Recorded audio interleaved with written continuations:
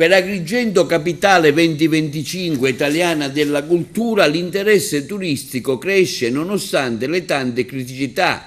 A dichiararlo è il presidente di Federalberghi Francesco Picarella. Agrigento si prepara a vivere un anno straordinario come capitale italiana della cultura 2025, un riconoscimento che sta generando un forte interesse a livello nazionale e internazionale. I dati confermano una crescita significativa, le prenotazioni alberghieri procedono positivamente e in particolare gli alberghi agrigentini rappresentano oltre il 70% delle presenze annuali, contribuendo in modo determinante all'economia locale e alla creazione di posti di lavoro.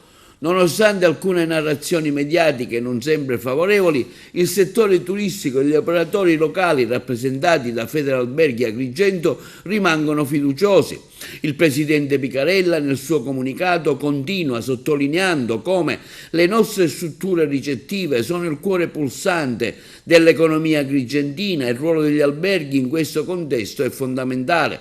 Siamo convinti che Agrigento 2025 rappresenti un'opportunità irripetibile per valorizzare il patrimonio culturale e storico della nostra città, generando benefici concreti per l'intera nostra comunità. Le previsioni indicano un afflusso consistente di visitatori attratto dalla ricchezza del patrimonio artistico e culturale, nonché dagli eventi che animeranno l'intero anno, pur riconoscendo le difficoltà organizzative e infrastrutturali, l'ottimismo è alle stelle.